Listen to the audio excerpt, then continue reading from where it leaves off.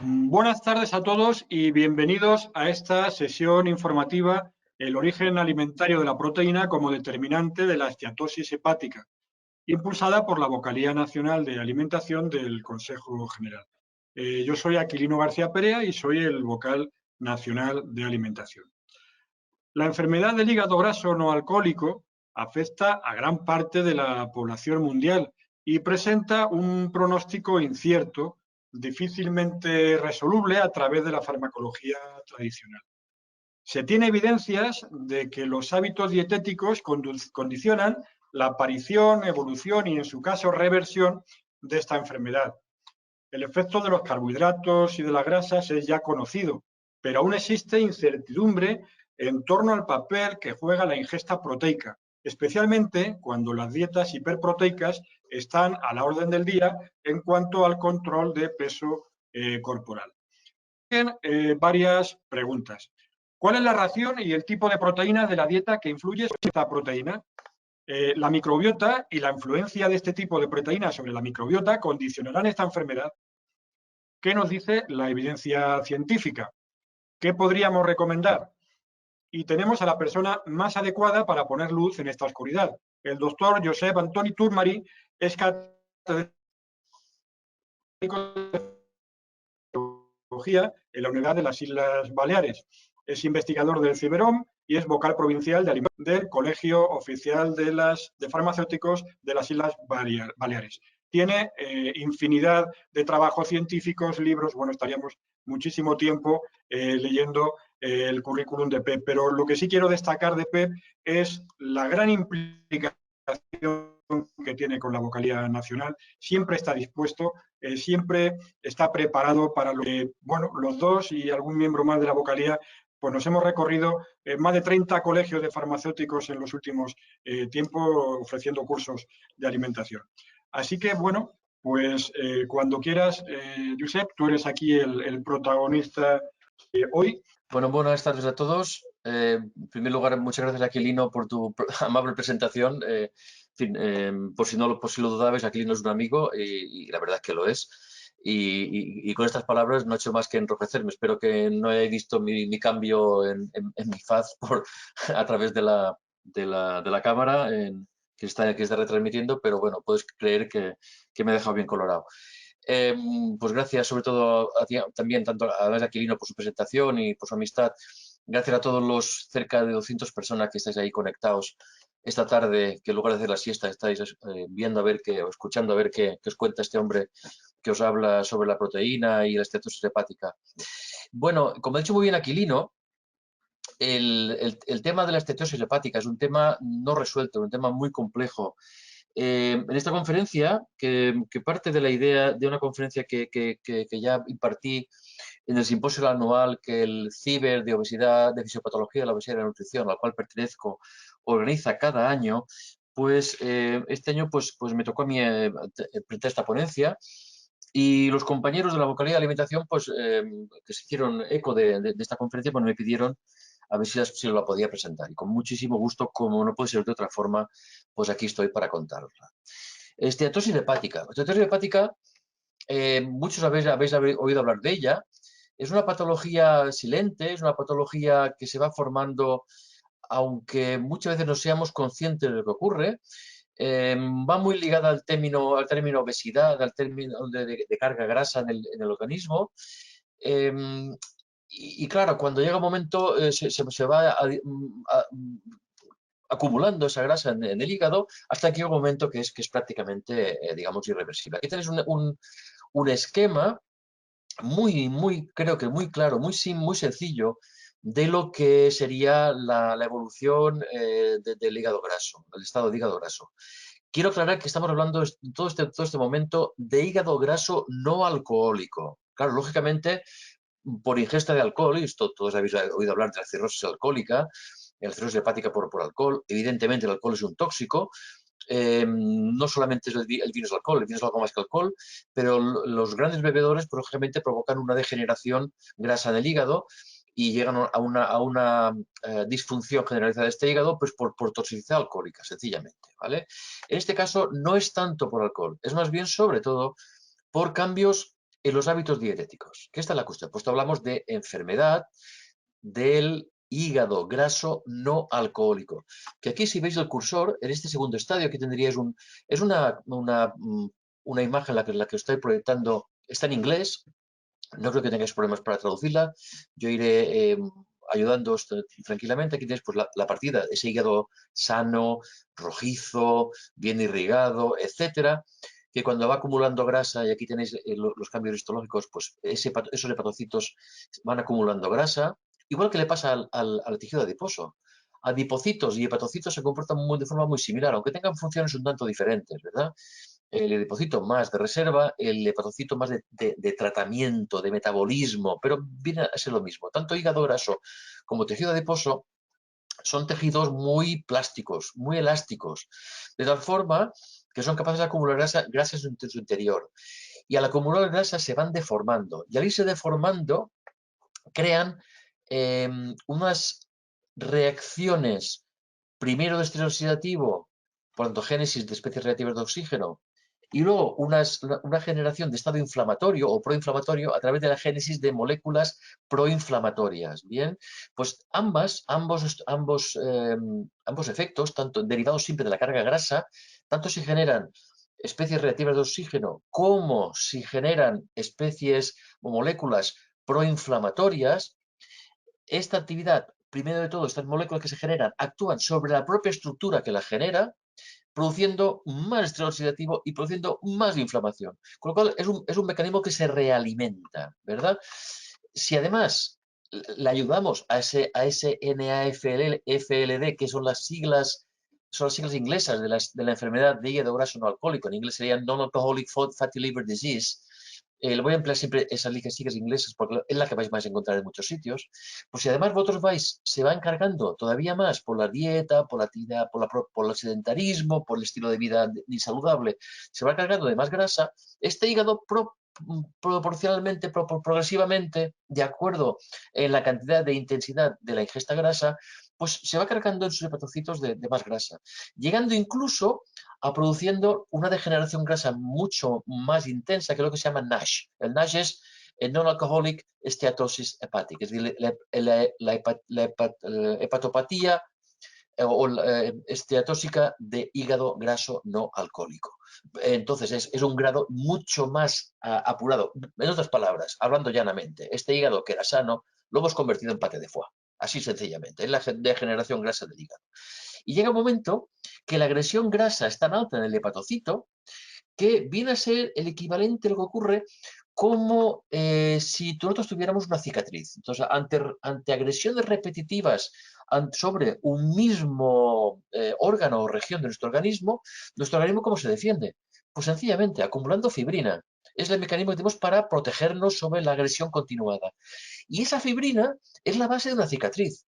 Y cuando tenemos un tejido que ha cicatrizado, que se ha acumulado en fibrina, que ha degenerado con fibrosis, de ahí viene la fibrosis hepática que a veces podéis haber oído, significa que esos hepatocitos o ese hígado en sí, esa región o esas células hepáticas que se han cargado de fibrina y que se han vuelto fibróticas, significa que cambian su estructura, que cambian su capacidad de intercambio con el medio interno, que se vuelven mucho más impermeables ¿a qué?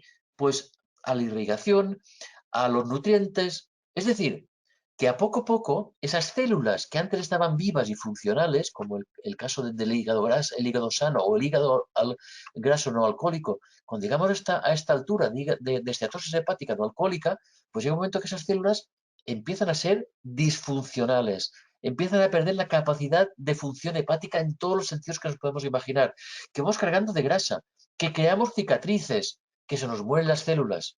Y por lo tanto ya entendamos, aquí ya tendremos una degeneración irreversible del hígado, que empezó siendo hígado graso, acaba en cirrosis y finalmente acabará en posible carcinoma hepático. Como decía muy bien Aquilino, esta degeneración que se produce de forma lenta, silente, acumulativa, etcétera, llega un momento que no hay, hoy por hoy, no hay tratamiento farmacológico adecuado. El único tratamiento posible cuando ya los niveles son muy elevados y que empiezas tú como enfermo como afectado por esta degeneración tan importante de tu hígado, que se ha convertido en hígado graso, cuando empiezas a notar los síntomas derivados de esta disfunción hepática, no te queda otra que trasplantar el hígado. Hoy por hoy, el único remedio que tiene el hígado graso, hoy por hoy, cuando llegas a esos niveles, estamos hablando de la esteatosis hepática no alcohólica, estamos hablando de la cirrosis, etcétera, es un simple trasplante de hígado, no hay otra.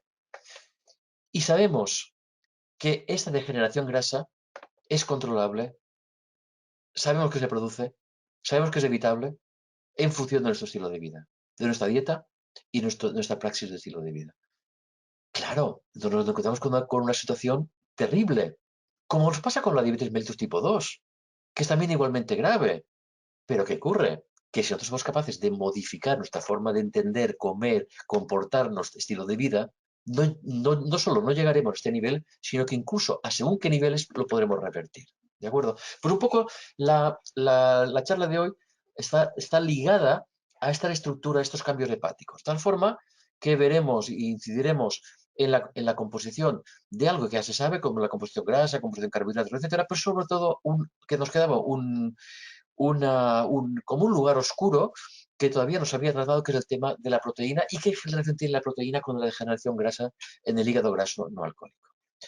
Tal como os comentaba, esto es un poco el esquema bioquímico. Perdonadme que sea tan complejo, pero permitidme dar dos pinceladas y así entenderemos mucho mejor la complejidad y la importancia patológica o fisiopatológica que puede tener esta enfermedad. Muy bien.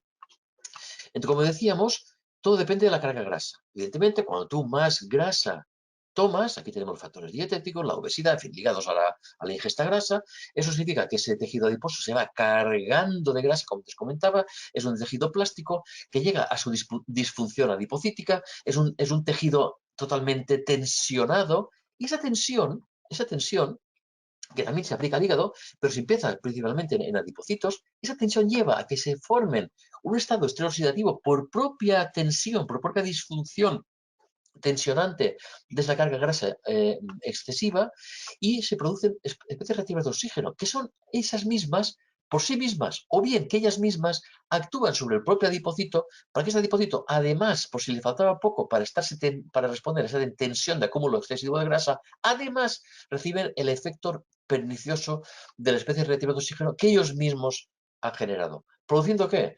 Pues que este adipocito genere estos marcadores, estas moléculas proinflamatorias que actúan in situ sobre el propio adipocito, incrementando la propia inflamación, lo cual es un mecanismo que se realimenta a sí mismo, produciendo más tensión, más inflamación, más especies reactivas, etc. Pero además, no solo actúa a nivel local sobre sí mismo, sino que además estas especies reactivas que genera el adipocito por su tensión, carga grasa, etc., y que además genera especies proinflamatorias, estas viajan por vía sanguínea, alcanzan otros órganos, el páncreas, etcétera, el endotelio vascular, etcétera, pero el caso que nos ocupa, el hígado. ¿Y en el hígado qué ocurre? Pues que ese incremento de moléculas, metabolitos lipídicos, pues estos que además están circulando, ácidos grasos libres, colesterol, etcétera, estos además se acumulan en el hígado en gran cantidad, y este acúmulo que ya el hígado de por sí ya los llama, ya los toma, además se ve incrementado por la acción de esas especies reactivas y por exposición de esas moléculas proinflamatorias, haciendo que un efecto de lo que llamamos lipotoxicidad hepática, que además de cargar en grasa al hígado, produciendo su degeneración, lo que antes veíamos en ese dibujito que antes os colocaba, esa tensión que veíamos en el adipocito se reproduce en el hepatocito, además esos lípidos, además provocan disfunciones mitocondriales. Y sabéis que la mitocondria es donde se produce lo que sería la cadena respiratoria, por tanto generación de más especies reactivas de oxígeno, además de las que ya teníamos de proveniente del tejido adiposo. Pues bien, estas especies reactivas más sus moléculas proinflamatorias, ¿qué producen? Pues producen sencillamente una mayor inflamación a nivel hepático, ya no del adipocítico, no ya a nivel sistémico, también en el propio hígado, que conduce a una apoptosis o muerte celular del hepatocito, que producen a una fibrosis, como antes os explicaba. Y aquí veis, por tanto, que del acúmulo de grasa tenemos la enfermedad de hígado graso no alcohólico, y del acúmulo de inflamación, apoptosis o muerte celular y fibrosis, fruto de la acción aditiva de especies reactivas de oxígeno y de moléculas proinflamatorias, pues tenemos la esteatosis hepática no alcohólica. Pero es que además, el tipo de dieta nos modifica la microbiota. Y al modificar la microbiota, está modificando la permeabilidad intestinal. Y al modificar la permeabilidad intestinal, están aumentando los niveles circulantes de según qué lípidos. Y además incrementa lo que llamamos los LPS, los lipopolisacáridos. Estos lipopolisacáridos modifican la permeabilidad intestinal, que además, incrementando estos efectos perniciosos de acúmulos de tejido, de metabolitos lipídicos. Pero es que además viaja por vía sistémica en aquello que se ha llamado el eje intestino u otros órganos, y incrementa la degeneración grasa del hígado. En resumen, estos 5 puntos se producen. Primero, acumulación de lípidos en el hígado, esteatosis. Segundo, inflamación, disfunción mitocondrial y estrés oxidativo. Esto significa, pues sencillamente, que se producirá apoptosis, fibrosis y necrosis o muerte del hepatocito. Pero es que además no solo en el hígado hay hepatocitos, hay muchas otras células. Y estas células hepáticas, por efecto de la fibrosis, pues pierden su función. Pero es que además tenemos las células de Kupffer en el hígado, que son macrófagos, viene a ser como una migración de los tejidos linfáticos, una migración de lo que serían todas las estructuras de macrófagos tisulares, y que en el hígado reciben el nombre específico de células de Kupffer, como en otros órganos reciben otros nombres, ¿no? Placas de Peyer, lo que queráis, ¿no? Pues bien, estas células de Kupffer, macrófagos, que están en el hígado, que lógicamente, por razones obvias, que el hígado es el gran detoxificador, tienen ese tejido inmunitario que ayuda a paliar cualquier presencia de cuerpo extraño, pues evidentemente se verán inflamadas, sufrirán apoptosis, sufrirán fibrosis y sufrirán necrosis. Por lo tanto, irán perdiendo capacidad de defensa de ese hígado ante agresiones externas. Y finalmente tenemos esa interacción con la microbiota, que además contribuye, como hemos hablado, de la progresión de esa enfermedad. Con lo cual, el hígado graso no alcohólico, la esteatosis hepática, fruto de la degeneración y el exceso de grasa, también tiene que ver entre la interacción entre la microbiota, los cambios de permeabilidad intestinal y un efecto acumulativo sobre la degeneración del hígado hacia una formación de grasa. Como veis, por tanto, como decía, medio en broma, medio en serio, el hígado se nos convierte en paté de foie, sencillamente. Y a partir de aquí, la disfunción hepática ya está a la orden del día hasta que llega un momento que deja de funcionar. Como decía muy bien Aquilino antes, esta enfermedad de hígado graso no alcohólico, están por las siglas, como decía, NAFLD en inglés, es una enfermedad de abasto mundial. Fijaos que prácticamente el 25% de la población mundial muestra esta enfermedad de hígado graso, que puede haber diferentes proporciones. Pues en el hemisferio norte de América, Estados Unidos y Canadá, están del 25% de la población. En Latinoamérica está entre el 30 y el 48% de la población, según los países, lo cual, fijaos, estamos hablando de un tercio o casi la mitad de la población que tiene hígado graso no alcohólico, a diversos estadios. En Europa está a una cuarta parte de la población. En la zona de Asia lejana, China, Tíbet, etcétera, Japón, etcétera, está entre el 15 y el 30%, y lo que sería el subcontinente indostánico estaría entre el 30 y 48%, tan elevados como el caso de Latinoamérica.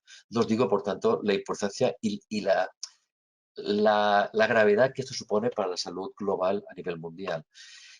Incluso fijaos que si hablamos del 25% de la población que tiene esto, en los niños, solo en niños chicos, estamos un 10% que tienen hígado graso. Y la esteatosis hepática, que es mucho más grave, como he dicho antes, es un paso mucho más intenso en la degeneración grasa, estamos hablando del 12%. Y aquellas personas que tengan un IMC por encima de 40, obesidades ya mórbidas, estamos hablando del 90% de esta población que muestra hígado graso. Y las personas que tienen diabetes mellitus tipo 2, el 69%. No os escondo, por tanto, de forma más que evidente la gravedad que supone, y además una enfermedad que la podríamos prevenir o la podríamos revertir si fuera el caso. Hoy en día incluso se habla de que la enfermedad de hígado graso está asociada a disfunción metabólica. Es decir, que, y aquí es un artículo muy reciente de este año, de últimos del año pasado, de 2020, Gastroenterology, se ha encontrado que hay una gran asociación entre la enfermedad de hígado graso no alcohólico y otras alteraciones metabólicas, principalmente lo que sería el síndrome metabólico, o puede ser también enfermedades cardiovasculares, o que pueden ser diferentes tipos de cáncer, principalmente los cánceres de tipo metabólico. Pues bien, esta esteatosis hepática se asocia con alto riesgo de progresión de cualquiera de estas enfermedades. Estas cifras lo dejan más que evidente. Por esto, más que hablar, hoy en día se está introduciendo un nuevo término y os lo digo aquí porque si algún día lo encontráis en alguna lectura que os pueda caer en la mano y tal, más que hablar de enfermedad de hígado graso no alcohólico, hoy ya se empieza a hablar de enfermedad de hígado graso asociado a disfunción metabólica. Porque hablar de síndrome metabólico, hablar de enfermedad cardiovascular, hablar de cáncer, como que comparten muchos orígenes comunes en su enfermedad, pues lógicamente, cuando tenemos esta patología, por desgracia, se puede venir acompañada por el hígado graso no alcohólico, que es el caso. Muy bien, pues a ver si esto me deja. Cuando hablamos ya, por tanto, de dieta, sabemos por trabajos diversos, aquí tenéis un libro muy interesante publicado el último del año pasado, que nos habla de este tema, y es que hay nutrientes, macro y micronutrientes, que afectan de forma diferente tanto la génesis como la patogénesis, como el desarrollo de la enfermedad de hígado graso no alcohólico. Aquí tenéis todos esos que se presentan en verde, es decir, la fibra, carotenoides, vitamina A, vitamina E, zinc, cobre, que ya sabéis que son antioxidantes, o los ácidos grasos omega 3, o la proteína de origen vegetal. Todos estos lo que hacen es prevenir ante la génesis de hígado graso no alcohólico, mientras que otros como la fructosa, y cuando hablo de fructosa no me refiero tanto a la fructosa de la fruta, que al fin y al cabo está en proporciones no muy elevadas, variables según la fruta en cuestión, pero no ese es el problema. El problema de la fructosa es cuando la encontramos como aditivo en muchos alimentos preparados y bebidas, sobre todo estas bebidas refrescantes ricas en fructosa. Entonces, que nos provocan una disrupción a nivel metabólico. Ácidos grasos saturados, ácidos grasos trans, colesterol, hierro. Recuerda que el hierro es un activador de las reacciones de Fenton y Haber-Weiss, que son reacciones que generan especies reactivas de oxígeno. Bueno, pues estas que marcan en rojo son nutrientes que, al contrario que los anteriores, estas ayudan a promover la génesis de hígado graso no alcohólico. Por tanto, los hábitos dietéticos hay que tener claro que pueden ser clave, que son clave en la prevención y tratamiento de hígado graso no alcohólico. Muy bien, lo que ocurre que esta relación entre biología, fisiología, patología, si me queréis, y ambiente, entendiendo como ambiente todos los alimentos que están en nuestro abasto, en su forma y condición, no es simple, es muy complejo. Y este esquema os quiere ayudar a esto. Por ejemplo, hemos visto que hay nutrientes, macro y micronutrientes, que promueven o previenen de la enfermedad. De acuerdo a sus actividades. La grasa es evidente, la grasa saturada es evidente, las trans lo mismo, los vitaminas y minerales antioxidantes es otra, etcétera, ¿no? Pero claro, nosotros no comemos macro y micronutrientes, nosotros lo que comemos son alimentos. Y cada alimento está conformado por distintas proporciones de macro y micronutrientes. Pero es que nuestros alimentos, nosotros no los tomamos como tales independientes. Generalmente los combinamos en forma de platillos, de recetas determinadas, y cada una de estas recetas tiene diferentes composiciones de esos alimentos, y diferente tratamiento, y diferente forma de cocinarse. Pero es que además, estos alimentos, estas diferentes recetas, nosotros las combinamos y la combinación de estas recetas en capacidad, número, frecuencia de ingestas, etcétera, es lo que nos marcan las dietas o los patrones dietéticos. Y así entendemos cada una de estas diferentes dietas, la paleolítica, la vegetariana, la vegana, la mediterránea, etcétera, etcétera. Quiere decir, por tanto, que cuando hablamos de la realidad que son nuestras dietas y patrones dietéticos, es algo más que la suma de sus componentes. Porque muchos de los componentes, el hecho de reunirse, como nos pasa con el caso de la dieta mediterránea, evidentemente tienen efectos sinérgicos. Por lo tanto, hablar únicamente de causa-efecto, vitamina promueve o no promueve, grasa promueve o no promueve, no es simple. Es sino que debemos, a pesar de que lo expliquemos de uno en uno para poder entenderlo, o para poder incorporarlo a nuestro conocimiento, hay que tener siempre presente que es la combinación de todos ellos que pueden tener efectos sinérgicos, contrarios, aditivos y por tanto, como veis, la causa-efecto no es única. Hay que diseñar una dieta adecuada de acuerdo a su composición, intensidad, frecuencia, etcétera, etcétera. Una cosa está clara. Cuando tenemos gran variedad de alimentos, como que tenemos alimentos y nutrientes de cualquier tipo y mil formas de biodisponibilidad, tened por seguro que a mayor variedad de la dieta, más prevención del desarrollo del hígado graso no alcohólico. Aquí tenéis unos gráficos de un artículo muy reciente, de ese libro que antes comentaba, donde en esta izquierda tenéis el grado en verde, que sería el que promueve el hígado sano, digámoslo así, pues tenemos alimentos que son esperables, los vegetales, las legumbres, la fruta, el aceite de oliva, obviamente, y especialmente el aceite de oliva virgen extra, como no, el pescado, las infusiones, evidentemente, con poco azúcar simple, etc. En cambio, tenemos otros, cuando nuestra dieta es pobre en composición nutricional, que cuando pasa esas dietas, digamos, más occidentalizadas, más prefabricadas, evidentemente, estas dietas, esta composición nutricional es pobre, sino que ve, fíjate, aquí tenemos pues las dietas ricas en bebidas refrescantes, esas dietas ricas en grasas rojas y además en carnes rojas y carnes procesadas, en mantecas, en salsas, en snacks no saludables, en dulces, pasteles, etcétera, etcétera. Pues claro, la densidad nutricional que tienen estos alimentos es muy pobre. Y esa pobre composición nutricional favorecerá siempre la progresión de hígado graso no alcohólico. Bueno, ejemplos. Por ejemplo, la dieta mediterránea, que siempre hemos hablado tanto. La dieta mediterránea sabemos que en sí misma mejora las medidas antropométricas. Nos ayuda si queremos, si somos capaces de observar el tamaño de la ración, la frecuencia de las comidas, etcétera, pues lógicamente es capaz de mejorar nuestra medida antropométrica. Es evidente que mejora nuestro perfil lipídico. Es evidente que mejora nuestro índice glucémico. Es evidente que los enzimas hepáticos y la severidad de la enfermedad de hígado graso no alcohólico será menor entre nuestros pacientes. ¿Y por qué? Pues porque tienen, entre otras cosas, ácidos grasos poliinsaturados, por ejemplo, omega 3, que estos ácidos grasos poliinsaturados omega 3 lo que hacen es promover la formación de icosanoides antiinflamatorios, moléculas que antes comentaba con efecto antiinflamatorio, que son capaces de promover el PPAR-alfa, que es un factor de transcripción que, bueno, es un receptor que ayuda a favorecer la transcripción de genes encargados de mejorar, por ejemplo, el metabolismo intermediario, lipídico, proteico, etc. En definitiva, está ayudando a la lipólisis, a la transformación, a la oxidación, la beta-oxidación degradativa de ácidos grasos, etcétera, etcétera, ¿no? A su utilización en definitiva, eliminando el depósito graso. Que además disminuye la resistencia insulínica, que además incrementa la acción antioxidantes, como antes comentamos, rico en la dieta mediterránea. Cuando esto lo comportamos ante dietas occidentales, estas en general están asociadas a resistencia insulínica. Es ese cuadro que antes veíamos en colores rojizos o anaranjados, como queráis, ¿no? Que incrementa el metabolismo lipídico postprandial. En definitiva, que incrementa el desarrollo y progresión de enfermedad de hígado graso no alcohólico. ¿Por qué? Porque estas dietas nos llevan a un exceso de calorías, es abundante precisamente en carnes rojas, en grasa saturada, ácidos grasos trans, bebidas edulcoradas principalmente con fructosa, con carbohidratos de alto índice glucémico y a la vez bajos en ácidos grasos poliinsaturados y monosaturados, bajos en proteínas vegetales, bajos en fibra. En definitiva, pues como veis, dos modelos que uno nos previene de la enfermedad, el otro que nos promueve esa enfermedad.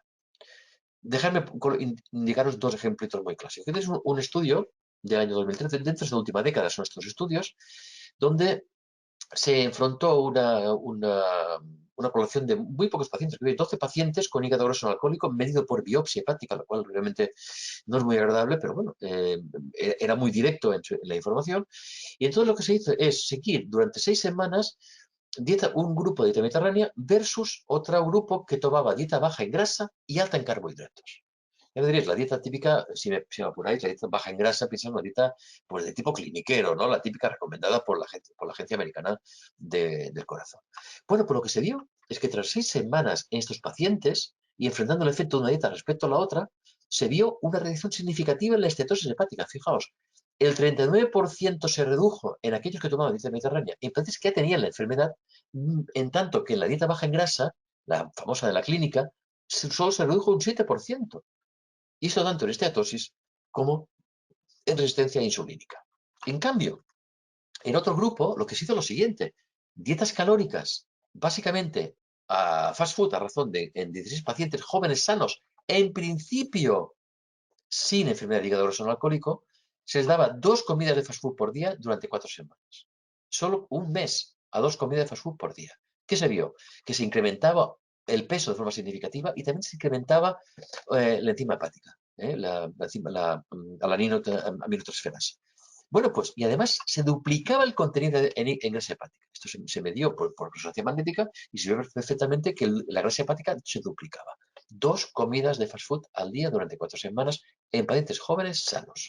Es decir, como veis, la importancia de la dieta, lo mucho que nos permite prevenir o revertir, muy importante, o incrementar el estado y la evolución de la enfermedad de hígado graso no alcohólico que tan graves resultados o consecuencias tiene para nuestro país y para nuestra vida, en definitiva.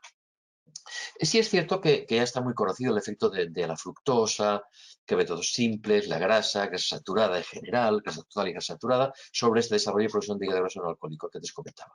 Está clarísimo que el exceso de grasa hepática está asociado con factores de riesgo metabólico, resistencia insulínica, factores de inflamación, antes como hemos comentado, factores de estrés oxidativo, moléculas oxidantes. Y aquí tenéis pues las referencias que antes comentado. Es decir, si me permite resumir y para dejar ya listo el tema de el efecto que estos carbohidratos o esta grasa total o específica tiene sobre la enfermedad de hígado graso no alcohólico, pues aquí tenéis unos breves resúmenes de lo que será los últimos avances sobre el tema. Aquí tenéis que, ante una restricción moderada en carbohidratos, vemos que restringir la ingesta de carbohidratos, como muchas veces pasa en muchas dietas, no tiene efecto sobre la selección hepática, especialmente con aquellos pacientes que hayan perdido peso, a menos que hayan perdido más de un 7% del peso en función de esta dieta. Pero prácticamente por encima de esta pérdida del 7% de peso, pues no vemos cambios en las cetosis. En cambio, el metabolismo de la fructosa en sí, que eso afecta a determinados tipos de alimentos que se encuentran en los lineales de los supermercados, vemos que hay una relación directa entre esta fructosa, la lipogénesis, la producción de especies reactivas de oxígeno, los ROS, Radical Oxygen Species, en modificar la permeabilidad intestinal que antes comentábamos, en favorecer un sobrecrecimiento bacteriano, evidentemente no deseable, en incrementar los niveles séricos de los lipos polisacáridos que vimos que modificaban la toma y la incorporación de grasa a nivel hepático, y al mismo tiempo se reduce la oxidación lipídica, con lo cual estamos manteniendo los niveles de grasa en nuestro interior, incrementando la lipogénesis, reduciendo su oxidación. Algunos de estos mecanismos actúan tanto en la esteatosis hepática no alcohólica como en la resistencia insulínica. Si bien todos estos mecanismos hasta ahora solo se han investigado en modelos animales. Pero bueno, puede ser extrapolable y precisarán evidentemente de experiencias posteriores, pero ellos son muy indicativos. En cambio, los ácidos grasos omega 3, básicamente pues, el DHA y el EPA que todos conocemos, son capaces de reducir la esteatosis hepática. Esto lo hacen porque sobreregulan ese factor que antes os comentaba, el PPAR, que tiene que ver con la transcripción de genes que codifican todo lo que sería el metabolismo lipídico en general. Y por lo tanto, ¿qué ocurre? Que cuando estás sobreregulando ese factor, eso provoca un efecto contrario, es decir, un efecto deseable, que es elevar la oxidación de ácidos grasos. Por tanto, estamos disminuyendo la lipogénesis. Por tanto, en resumen, ácidos grasos omega 3, típico de nuestra dieta mediterránea, típico pues, de la ingesta del pescado, etcétera, etcétera, tiene que ver, por tanto, directamente con la disminución del estado graso. El aceite de oliva, rico en ácidos grasos monoinsaturados. Pues bien, favorecen el depósito de grasa en el tejido adiposo mucho antes que en el hígado. Con lo cual, muy bien, nos pondremos más michelines, pero al menos el hígado no será graso o será menos graso. Y en cambio, un consumo excesivo de alimentos ricos en ácidos grasos saturados, ácidos grasos trans y colesterol, en cambio, sí se ha visto que tiene una relación directa con la génesis del hígado, de la enfermedad de hígado graso no alcohólico. Muy bien. A todo esto, ¿y qué ocurre con la proteína de la dieta? Que es el tema, digamos, específico de la charla de hoy. Bueno, hay un hecho muy claro, y esta gráfica de aquí nos lo muestra. Es decir, en general, tenemos un sobreconsumo mundial de proteínas, particularmente de proteína animal. Entonces, si hacemos un poco de memoria, a ver qué hemos comido hoy, o qué cenamos ayer, o qué tomamos ayer a mediodía, etcétera, veremos que, lógicamente, tenemos un consumo de proteína muy elevado, especialmente de proteína animal. El consumo medio global a nivel mundial de proteína es mayor a 1/3 en toda la población, más o una tercera parte superior a lo que debería ser, a los requerimientos medios diarios en cada adulto. Y curiosamente, quien más lo promueven son las regiones occidentales, lo que se llaman las regiones más económicamente más ricas. Aquí tienes un ejemplo, aquí os marcan diferentes países, la India, bueno, o regiones mundiales, la India, la zona asiática, China-India, la África subsahariana, América Latina, la antigua Unión Soviética, lo que sería hoy la Federación Rusa, China, lo que serían países de la Organización para el Desarrollo Económico Europeo, diferentes de la Unión Europea. Aquí tenéis el Oriente Medio y Norte de África, la zona del Magreb, Brasil, que sí podemos considerar un subcontinente propio, la Unión Europea y Estados Unidos y Canadá. En rojo se marca la ingesta de proteína animal y en verde la proteína vegetal. Pues ya no hace falta mirar mucho más. Ya veis que estamos en una ingesta de proteína animal más alta de lo que debería ser. Como he dicho antes, a nivel global, promedio general a nivel mundial, está por encima de una tercera parte superior a lo que debería ser por requerimientos diarios, que es esta línea negra que aquí os marca, como podéis ver. ¿Veis? La línea media. Pues estamos por encima muy marcadamente. Cuanto más mayor progresión económica muestra ese país, pues mucho más se produce este efecto. Incluso, como veis, a nivel subsahariano, pues incluso aquí, que tiene unos niveles muy tristes, o en India, pues más animal que otra cosa, pero ya veis, sobre todo la parte que nos toca, que es nuestro entorno socioeconómico. Pero es que además estas dietas, en general, se utilizan hiperproteicas, como decía antes Aquilino, se utilizan muchísimo para incrementar la saciedad y el control de peso. Es algo evidente. Aquí os he puesto unas comparaciones. Fijaos, las recomendaciones que nos da el Departamento de Agricultura de Estados Unidos, bueno, que nos da unos datos y unas recomendaciones que pueden ser exactamente las mismas que hace la OMS, la misma que tenemos a nuestro nivel, pues carbohidratos están entre 45 y 65, la grasa entre 35, proteína tiene 15, perfectamente asumible. Es decir, que los gramos por kilo de persona de peso corporal y día en un adulto serían 0,8, que es lo recomendable. En cambio, aquí tienen diferentes dietas hiperproteicas, la Atkins, que todos habéis oído hablar de ella. Fijaos, la proteína se eleva un 35%, la grasa es una hiperlipídica hiperproteica, se multiplica, fíjate, prácticamente se duplica la que antes veíamos. La South Beach está en torno al 40% más o menos de proteína, la grasa dentro de los niveles, pero muy bajo en carbohidratos. Estamos hablando de 2,6 gramos por kilo de peso y día. La Stillman, muy poco carbohidrato, gran cantidad de proteína, multiplica por 4. La dieta de la zona, que es esa que divide en el plato, esas cosillas que todos habéis oído, pues estamos un 34% de proteína, muy poco carbohidrato, la grasa en los niveles aceptables, multiplicamos por 2. Y la hiperproteica habitual, con normal carbohidrato, pues como veis, estamos hablando de un 20 ligeramente hiperproteica. Se mantiene el carbohidrato dentro de los órdenes, se mantiene la grasa dentro del orden, y entonces ese incremento de proteína va en detrimento del carbohidrato, pero no mucho. Estamos hablando de 1,3. Por tanto, esto es lo que nos pasa hoy en día. Esto es lo que se utiliza. De lo recomendable a lo que realmente se puede utilizar para conseguir entrar en el traje de novio, de novia o de lo que sea que tengamos por hacer. Por tanto, estas dietas hiperproteicas que utilizamos, ¿en qué se basan? Pues mirad, aquí tenéis ejemplos en estudios que nos marcan la información. Por ejemplo, aquí hubo un estudio muy distinto a lo actualizado de 2010 del New England Journal of Medicine sobre más de 700 adultos con sobrepeso y se demostró que la ingesta de proteína, es decir, que un 15% de la energía proveniente de la proteína combinada con dieta de bajo índice glucémico se conseguía mantener un bajo peso. Esa es una causa, es un estudio a partir del cual fundamentó el uso de algunas dietas hiperproteicas, aunque muchas de ellas que te he comentado evidentemente no tienen fundamento científico. Esto anterior se asocia con el efecto saciante y el gasto energético aumentado del metabolismo proteico, esto lo sabemos, porque el metabolismo proteico, por efecto de los principios inmediatos y la acción dinámica específica de los mismos, pues es mucho más costoso digerir una proteína que digerir un carbohidrato o digerir una grasa, y por tanto de ahí se basa el aumento de gasto energético y el efecto saciante. Pero es que esta ingesta hiperproteica, además, incrementa la oxidación lipídica hepática, aumentando el gasto energético propiamente hepático. En este caso, es un estudio que 2 cortas seguidas durante mucho tiempo, fijaos, más de 100 cercanos a 130.000 personas durante 10 o 16 años, y otra más de 38.000 personas durante 10 años de seguimiento, demostraron que un alto consumo de proteínas animales incrementaba la incidencia de mortalidad por diabetes mellitus y por enfermedades cardiovasculares, especialmente para la carne, cuando este alto consumo era de carne procesada. Quiere decir, por tanto, que este es un estudio muy claro, con resultados muy evidentes, que cabe la pena recordar para saber que es un efecto, pues, lógicamente, si hay triple proteicas, habrá que vigilarlas con mucha atención para que nos degeneren.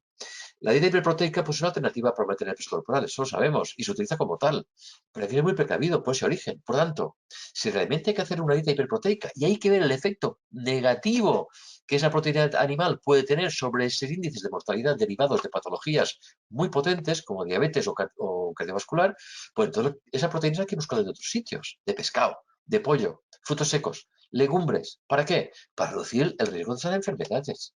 Entonces, dieta hiperproteica quizás, mucho control, no exagerada, pero cuidado con el origen de esa proteína. Por lo tanto, estamos introduciendo el concepto origen de la proteína de la dieta y su efecto sobre algunas patologías. Pero es que además, una alta ingesta proteica, fijaos, un 17% del origen energético derivado de proteína, no ese 30 que antes veíamos tan elevado, o el 60 y tal, pues se ha asociado ese 17% más o menos, igual o superior, con la génesis de enfermedad de hígado graso no alcohólico. Fijaos, cuando aplicamos un análisis estadístico de odds ratio, significa que se multiplica por 5 el riesgo de enfermedad de hígado graso no alcohólico con tan solo un 17%, ya no un 15%, un 17% de origen calórico de la dieta a partir de proteína. Por lo tanto, son puntos de atención que cabe la pena considerar. Es decir, que la ingesta restringida de carbohidratos puede resultar en deficiencia nutricional, o además, con fibra insuficiente. No os explico la función que tiene la fibra y lo necesario que son los carbohidratos. 2. La dieta hiperproteica puede incluir alimentos como carnes rojas y lácteos enteros, lo cual todos sabemos lo que contienen. Y hemos visto estudios anteriores, que antes os he comentado, que pueden tener efectos perniciosos, tanto sobre la enfermedad de hígado graso no alcohólico, sobre otras enfermedades de alto abasto como las enfermedades cardiovasculares. Que esa dieta hiperproteica puede agravar hasta la función renal, no lo olvidemos.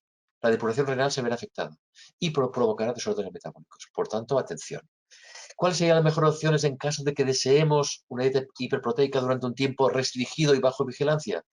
Pues recomendar proteínas vegetales, de soja, de legumbres, de frutos secos, evidentemente cuidado con las posibles alergias, como es natural, de pescado, de lácteos desnatados, con lo cual rebajaremos la grasa saturada, pero mantenemos la proteína, etc. Y por supuesto, siempre que sea posible, no exagerar, procurar evitar o disminuir las carnes rojas y carnes procesadas, que no son malas en sí, pero hay que vigilar porque hemos visto que hay resultados que nos indican claramente. Fijaos aquí, por ejemplo.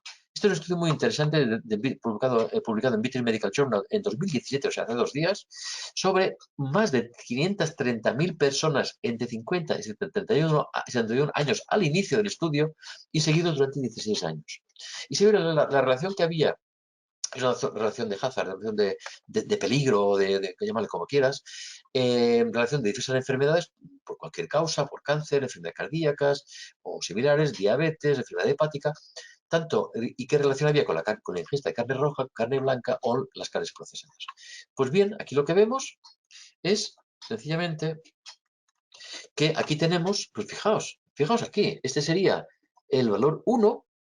Es decir, que ni fu ni fa, como quien diría, que ni protege ni perjudica, y vemos que hay una progresión importante, ya veis aquí los índices como van subiendo, en la relación entre la perniciosidad o la maldad o el peligro que puedan tener esta ingesta predominante de carne roja con diferentes patologías. Y en el caso del hígado graso, pues ya veis totalmente la importancia que tiene, tanto en carnes rojas como en carnes procesadas, como el resto en general. En carne blanca, ¿qué ocurre? Pues en lugar de estar a la derecha del factor 1, pues está a la izquierda. Es decir, que son preventivas. Fijaos, la carne blanca, pues lógicamente, el efecto preventivo, si tú multiplicas el efecto por 0,3 o por 0,5, evidentemente disminuirás la proporción, la intensidad, la capacidad, la progresión de esa enfermedad de hígado graso. Por tanto, eso ya nos indica que mejor una carne blanca que una carne roja. Y las carnes procesadas son como las anteriores, pero igual o tan malas como las anteriores. Por tanto, también carnes procesadas quiere decir que no habrá que abusar de ellas si queremos aplicar una dieta hiperproteica. Os presento un estudio que es lo que se llama el estudio Rotterdam, que esto fue un estudio que se publicó en el año 2019 Es un estudio, se empezó en el año 2015, duró varios años, etcétera. Y aquí tenéis que, trabajando sobre casi 4.000 participantes, de 70 años de media, pero más o menos entre 60 y 80, y que aproximadamente algo más de la mitad eran mujeres. Se llama estudio Rotterdam porque estuvo prácticamente en esa zona, en esos aledaños. De esta población, el 34% eran participantes que tenían la patología, de los cuales 1.200, es decir, casi un 30% de la población tenía sobrepeso. Pues bien, en esta población lo que se vio que, durante este seguimiento que hicieron, se vio que la proteína total, la ingesta total de proteína, se asociaba con hígado graso no alcohólico y sobrepeso, a pesar de que se ajustaran por variables sociodemográficas, estilos de vida que pudieran confundir el valor. Quiere decir, por tanto, que los ratios que tenéis aquí entre los cuartiles de mayor consumo y cuartiles de menor consumo de proteína total, pues veíamos que un 40% se decantaba en la presencia de tanto el sobrepeso como el hígado graso no alcohólico, se decantaba a mayor ingesta de proteína total, pues un 40% mayor de prevalencia de esta enfermedad. Y que esta asociación cursaba sobre todo con la proteína animal, prácticamente algo más del 50%. Se incrementaba un 50% el riesgo de tener la enfermedad. Y esta asociación persistía a pesar de que se ajustaran por diferentes variables metabólicas, las que fueran, diabetes, lo que fuera. Pues a pesar de eso, ese 30-40% se mantenía. Que esos monosacáridos y disacáridos que tenían en la dieta no tenían prácticamente relación. Fijaos, un 0,66, eso significa un 40%, perdón, un 40% menos de prevalencia de la enfermedad. Y que este efecto disminuía incluso cuando se ajustaban por variables metabólicas o por IMC. Es decir, que no hubiera ningún factor confusor, porque si se ajustaban por estos valores, el análisis que se hacía, además nos decían que la presencia de monodisacáridos, además tenía menos efecto sobre la génesis de hígado graso no alcohólico. Es decir, conclusiones importantes de este estudio interesante, que la ingesta hiperproteica se asocia directamente con la enfermedad de hígado graso no alcohólico, especialmente en el sobrepeso, y preferentemente en personas mayores, caucásicos, de nuestra raza, e independientemente de cualquier otro factor de riesgo. Es decir, en sí mismo, la dieta hiperproteica es un riesgo para la enfermedad de hígado graso no alcohólico, especialmente cuando tú ya sufres de sobrepeso. Y estos resultados no se asociaban para nada con la existencia de monodisacáridos. Os presento aquí ahora también unos resultados que son resultados propios, que son resultados que obtuvimos de trabajar pues, nuestra universidad con los compañeros de la Universidad de Navarra, en el estudio FLIPAN, que es un estudio de hígado graso, de evolución y reversión de hígado graso no alcohólico. Le llamamos FLIPAN porque FLIPAN son las siglas de Fatty Liver in Physical Activity and Nutrition, es decir, intervención por dieta y por actividad física. Y así cuando alguien nos llamaba y nos decían, ¿es aquí que ustedes flipan? Decíamos, sí señores, aquí todos nuestros participantes flipan.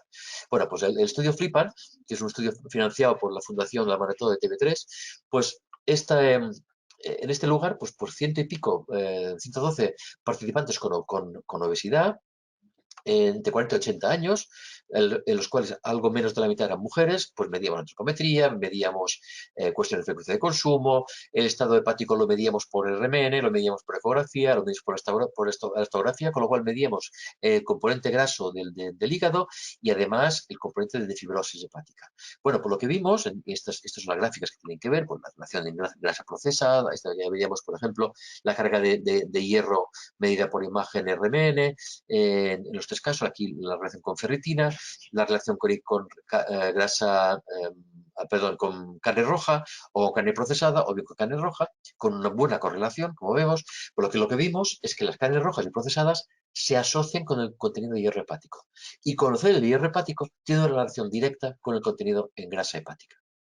Y la carne roja se asocia también con la ferritina. Y cada vez de ferritina, que es el transportador sanguíneo, bueno, el transportador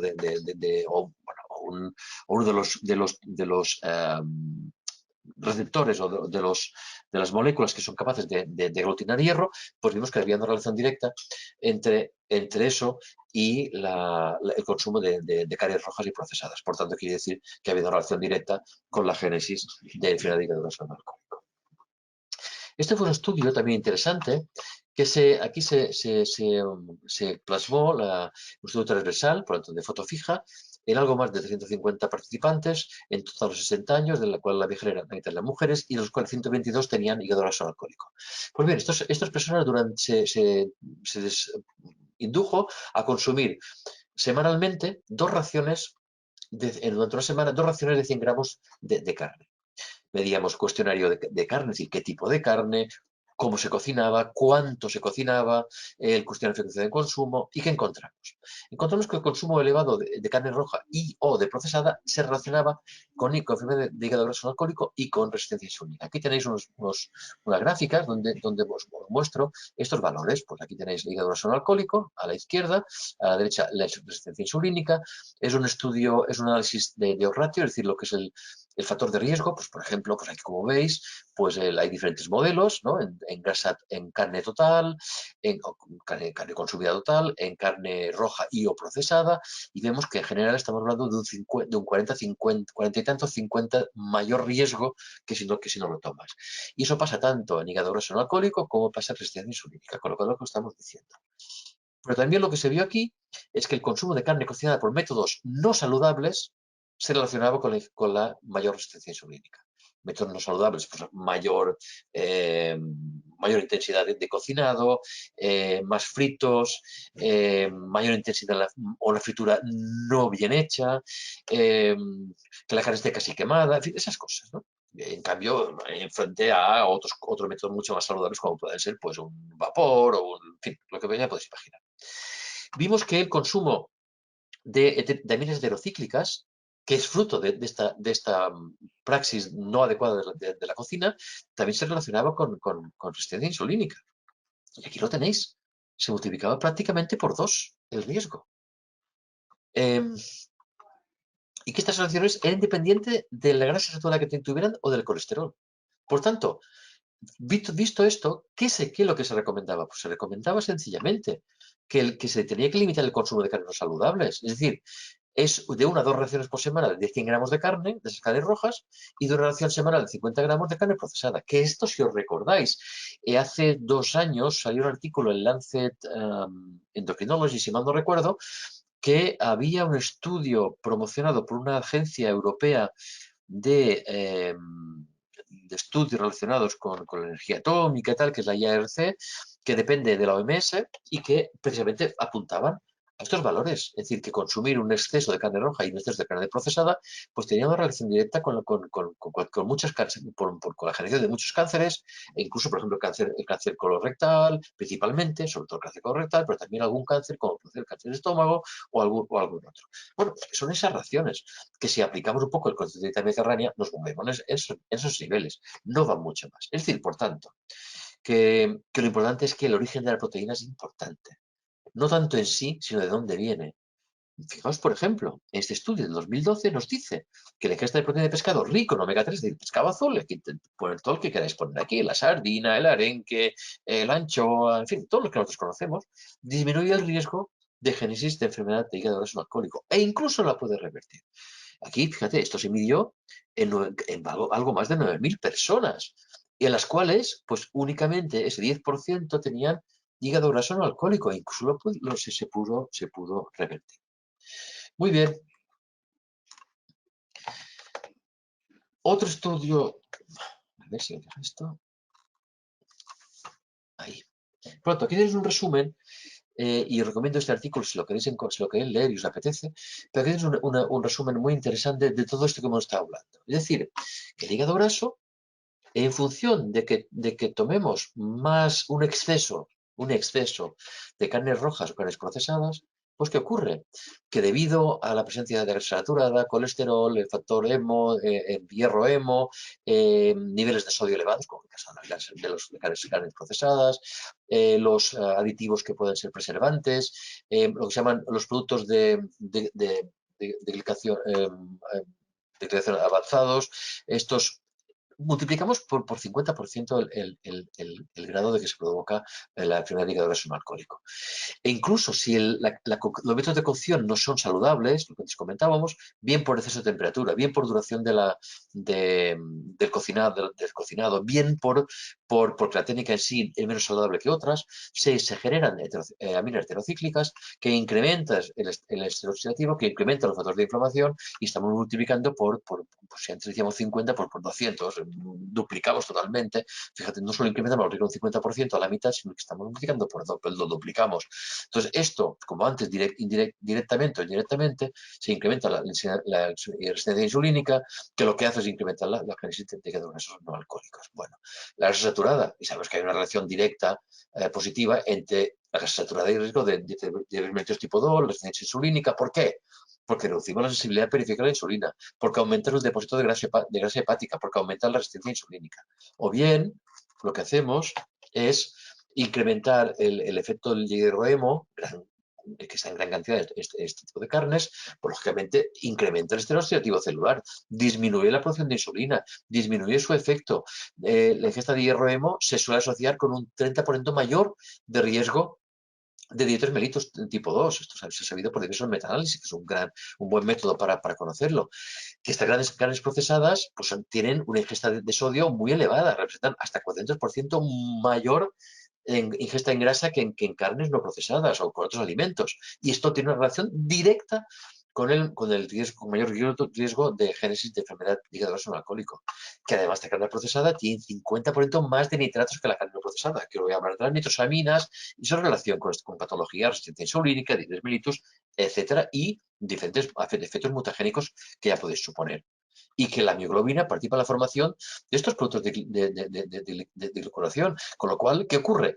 Pues que tiene mayor contenido en eso, que incrementa la relación con la resistencia insulínica y con la grasa, con la enfermedad de hígado graso no alcohólico. Por lo tanto, como veis, la cantidad de proteína es importante, la cantidad total es importante, pero sobre todo es el origen de esa proteína, que cuanto más animal y más roja o procesada tenga, mayores efectos tendrá por efecto directo o indirecto sobre la génesis de hígado graso alcohólico.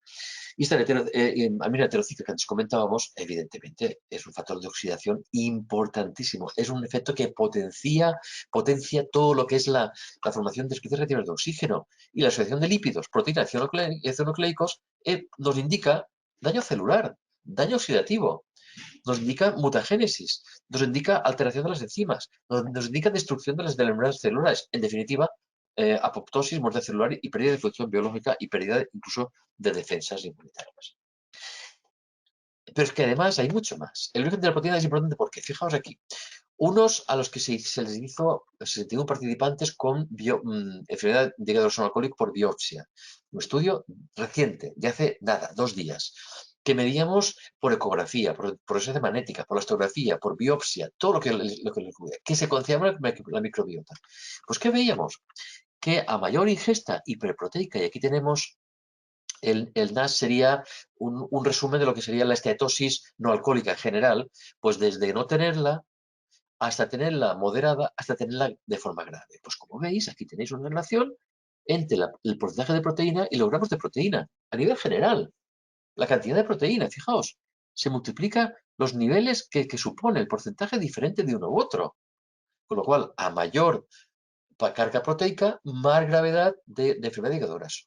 Y aquí vemos que no solo la proteína en sí, sino su diferente composición, en qué aminoácidos, pues como vemos que aquí sería sobre enfermedad de cetosis hepática por biopsia, y una relación con lo que sería la cantidad a nivel continuo. Pues fíjate, aquí se multiplica el factor, pues se multiplica por 3 por la cantidad de proteína, o se multiplica por 5 cuando comparas alto respecto a bajo niveles de enfermedad hepática, de generación grasa del hígado, como antes comentábamos, multiplicamos por 5. A mayor proteína, mayor riesgo. Y esto ocurre tanto a nivel proteína en sí como para diferentes aminoácidos. He señalado los más evidentes que están en los dolpantos, pero ambos de ellos, fijaos, están multiplicados por 2,5, multiplicando por 4, por 6 o casi por 3 el riesgo riesgo de tener la enfermedad en función del tipo de proteína. Y claro, el tipo de proteína nos dirá de la diferente composición de los aminoácidos según que sea animal o sea menos, aunque los tratemos por factores confusores, por tanto que eliminemos el efecto enmascarante de muchos otros factores. Y no solo vemos este efecto sobre la degeneración hepática, sino además sobre la fibrosis hepática. El mismo que veíamos antes, pues a nivel, el efecto del ratio, el efecto del factor de riesgo, como cuánto se nos multiplica, tanto la proteína como los diferentes aminoácidos que tenemos acá, pues tanto en valor continuo como en alto versus bajo. Pues fijaos que estamos multiplicando por casi 4, casi 5, casi 6, multiplicando hasta por 10, según que sea muy rica la dieta en determinado aminoácido, multiplicando por 21 en el caso de la glicina, o por 9, casi por 9 o casi por 6. Por tanto, quiere decir que según el aminoácido tendremos mayor riesgo de determinado que experimente esta enfermedad y que avance y sea más intensa o bien no. Bien, y claro, ¿de qué dependerá que tenga un aminoácido? Pues dependerá del alimento que lo contenga. Y aquí tendríamos, por tanto, un efecto conjunto. En azul sería la presentación más grave de la patología hepática, de degeneración grasa del hígado. En barras marrones o ocres, como queráis, sería la fibrosis hepática, pues a nivel elevado, pues como veis, tanto prácticamente en todas ellas tenemos, en algunos más elevados que en otros, en algunos con diferencias significativas a nivel estadístico, mucho más potentes que otros, pero en cualquier caso tiene un efecto directo entre tipo de proteína, origen de esa proteína, composición de esa proteína, según sus aminoácidos, la degeneración grasa, su intensidad y también en fibrosis hepática. Bueno, aquí por tanto tenéis pues diferentes aminoácidos, diferente proporción en carnes y productos cárnicos o derivados, en productos derivados de cereales y en productos lácteos. Y ya veis la diferencia abismal que hay entre unos y otros. Porque claro, cuando lo ves solos, te crees que no tienen efecto. Bueno, más o menos.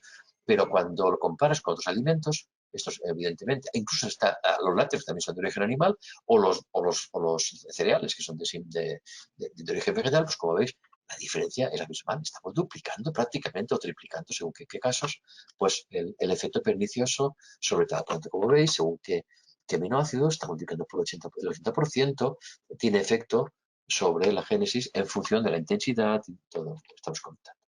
Pero además, ya para acabar de rematarlo, también esa dieta tiene que ver también con la microbiota.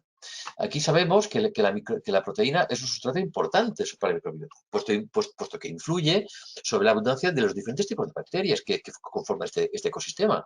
¿Por qué? Pues porque la biodisponibilidad de los aminoácidos es clave en regular la fermentación, la transformación metabólica que puede haber en ese lugar.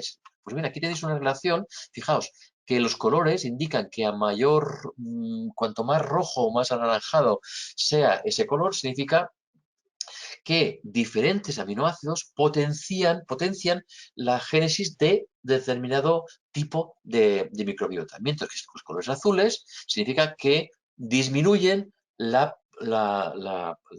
población de ese tipo de microbiota. Porque como veis, como sabemos, todo lo que sería relacionado con los bacterioides, bacteroidea C, bacteroidea, bacteroidales, pues son más bien microbiota, digamos, beneficiosa, mientras que algo como el Geminger, pues son microbiota, digamos, no deseada, digámoslo así, más bien perniciosa. Pues, bueno, como veis aquí, pues por ejemplo, pues tenemos diferentes tipos de aminoácidos, precisamente los que son más ricos en su composición en las carnes rojas y las carnes procesadas, pues lo que hacen es potenciar, precisamente, estimular, es potenciar la microbiota no deseada y disminuir la génesis de la microbiota, la población de microbiota beneficiosa. Y no solo eso, sino que además, cuando comparamos estos cambios de población con, si puedo, ahí, con otros factores como el sobrepeso, la génesis de algún tipo de patologías, por ejemplo, pues los enzimas hepáticos, o el colesterol, o la ferritina que antes comentamos, que tiene relación directa con el hígado, el hierro y el hierro. La ferritina tiene relación directa con el hierro hepático y este con la génesis de la enfermedad de hígado graso alcohólico. Pues como veis, hay una relación directa entre sobrepeso, las enzimas hepáticas sobre la estimulación de la microbiota no deseada con la microbiota beneficiosa. Pues ahí tenemos también otra relación funcional directa. Es decir, que podemos presentar un resumen como este de lo que estamos viendo con datos al día prácticamente, y aquí lo que nos están viendo perfectamente, ¿qué es? Pues lo que estamos viendo es que los tipos de aminoácidos, cada uno, según hemos comentado, tienen diferentes efectos, tanto sobre los hepatocitos como sobre la microbiota intestinal. Pues, por ejemplo, sobre los hepatocitos, pues incrementa los complejos mTOR. mTOR es un complejo que lo que hace es, a nivel de los mamíferos, pues puesto ya la M, la diana de la rapamicina, y lo que hacen es incrementar la expresión de todos los genes y transcripciones que pueda haber directamente relacionados con la lipogénesis hepática, en este caso. O bien, estos son varias familias, el AC1, pues incrementa la resistencia insulínica en el hígado y en los eritrocitos, con lo cual contribuyen a la génesis de la enfermedad de hígado graso no alcohólico. Como he dicho, según el tipo de aminoácidos que nos comentamos, pero por relación directa. Sobre la microbiota intestinal, como antes hemos comentado, produce la formación de trimetilaminas de las carnes, pues incrementa la oxidación de monosignas hepáticas, que incrementa el N-óxido de trimetilamina, que incrementa la aterosclerosis, que provocan cambios en la enfermedad intestinal, según la microbiota que tengamos, lo cual provoca una endotoxemia, que por vía vena porta provoca la inflamación hepática y con lo cual contribuye a la degeneración grasa, como antes hemos visto por esos factores o moléculas proinflamatorias, que además incrementa la fermentación y transformación, producción de metabolitos, ácidos grasos de cadena corta, sulfuro de hidrógeno, compuestos fenólicos, intólicos, amoníaco, poliaminas, aminas biógenas, óxido nítrico en el ecosistema propio de la microbiota. Y que, en definitiva, lo que hace es disminuir los bacterioides, que es propio del hígado sano, o que nos da lugar a mantener el hígado sano, y nos aumenta el Greminger, que es propio y que se encuentra en gran cantidad relacionados con los sujetos que presentan carcinomas hepáticos. Es decir, por tanto, que según la composición, proporción, frecuencia, cantidad de los aminoácidos, tendremos un estado de disbiosis a nivel de la microbiota intestinal, que es como decir que habrá una alteración en la función de la microbiota y, por tanto, no nos dará aquello que desearíamos que nos hiciera. En definitiva. Y con eso ya voy terminando. Si me deja el cacharrico, las conclusiones a que llegamos en esta charla serían: primera, que una ingesta hiperproteica está asociada con la génesis, la progresión de la enfermedad de hígado graso no alcohólico, principalmente cuando esa ingesta hiperproteica es a base de proteína animal, y principalmente carne roja y carne procesada. El consumo de carne cocinada con métodos no saludables, intensidad, temperatura, etcétera, se relaciona tanto con resistencia insulínica como con la génesis y progresión de la enfermedad de hígado graso no alcohólico, una relacionada con la otra, o una que da consecuencia a la otra. Que la ingesta de proteína hemos visto que puede modificar el ecosistema propio de la microbiota, lo cual tiene unas consecuencias fisiológicas muy importantes. El origen de la proteína es importante, por tanto, que las diferentes fuentes de proteína animal tendrán diferente efecto sobre el estado hepático y, por tanto, sobre la deposición grasa en el hígado. Por lo tanto, ¿qué cabe aconsejar? Pues limitar el consumo no saludable de carne. Es decir, comer aquello que ya sabemos que hay que comer. Esa es 2 raciones de carnes rojas o procesada de carnes rojas a la semana, no más de 100 gramos de carne por ración, y de una ración semanal de 50 gramos por ración de carne procesada. Espero que os haya gustado. Con esto ya doy por terminar la charla. Queda vuestra disposición para las preguntas, pero sobre todo que os sirva de cara a los consejos que podéis dar a vuestros pacientes o en fin, a todas aquellas personas que acudan a vuestra farmacia en demanda de un consejo nutricional y de salud. Gracias. Muy bien, Pep, muchísimas gracias. No veas la cantidad de mensajes que estoy teniendo para que diga que te felicite. Y es que te superas a ti mismo, Pep. Vaya, muchas gracias. Me voy a Un poder tema colorado. que en principio, para los profanos como yo desconocía muchísimo de esto, pues un tema para los profanos como yo, que en principio podría ser árido, pues has conseguido hacerlo no solo amable, mucho más que amable, sino que has conseguido hacerlo apasionante. Y esto, Pep, no quiero que te pongas rojo, pero esto solo lo consiguen los maestros. ¿no? Muchas gracias. Yo también te quiero. Te felicito, Pep, por esa maestría, que para mí no es nada nuevo, que llevo ya disfrutando muchos años contigo y con tus exposiciones. Bueno, hay Venga, algunas preguntas y vamos a ello. Vamos a ver. venga, lo que Miguel queráis. Ángel Tobar, Miguel Ángel Sí. Tobar te pregunta si está contraindicado el paracetamol en personas con esta enfermedad. Ahí va. Pues no me atrevo a decírtelo, no me atrevo. Hombre, vamos a ver. Yo sé lo que sé y poco más, y muy poco de lo que sé. Hay una cosa clara, y el principio básico de precaución. Yo siempre repito muchas, y Aquilino ya me ha oído muchas veces en varias conferencias. Nuestro símbolo no es baladí, nuestro símbolo como profesión es la copa con la serpiente, donde el veneno puede convertirse en remedio. Quiere decir, por tanto, que ajustar las dosis es no importante, importantísimo, es esencial. Y esto es propio de nuestra profesión. Y todos sabemos que el paracetamol mal empleado es, como todo, se toxifica en el hígado. Y por tanto, cualquier tóxico que nosotros abusemos de él, por fuerza provocará una agresión en el hígado y evidentemente contribuirá positivamente a una degeneración grasa. Vamos, y si no, a una fibrosis seguro. Por tanto, a Muy una bien. disfunción. Muy Esto es lo bien. que se me Mira, ocurre. Sí, el mismo Miguel Ángel Tobar pregunta también que si es más saludable ser vegetariano. no, no es ni más ni menos. Vamos a ver, no es malo, pero no es esencial. Quiero decir, vamos a ver, no olvidemos, em, vamos a ver, que la carne, María Teresa sí, García, sí, perdona. dime. No, no, perdona, perdona. Sigue, No, sigue, por no, te, favor. te- te decía No, no, que termines. que termino, vale.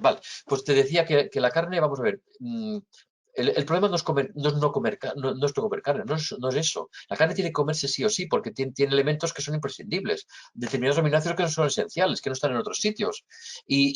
Por ejemplo, la vitamina B12, que también están en otros alimentos de origen animal. Sí, el huevo y los lácteos. Entonces, ¿qué hay que hacer? Pues tomarla en su justa proporción. Este es el secreto, en su justa proporción. Y no abusemos de ella. Y si hacemos un poco de memoria a lo que comemos, veremos que estamos hipertrofiados en nuestra dieta en proteína de origen animal. Por supuesto.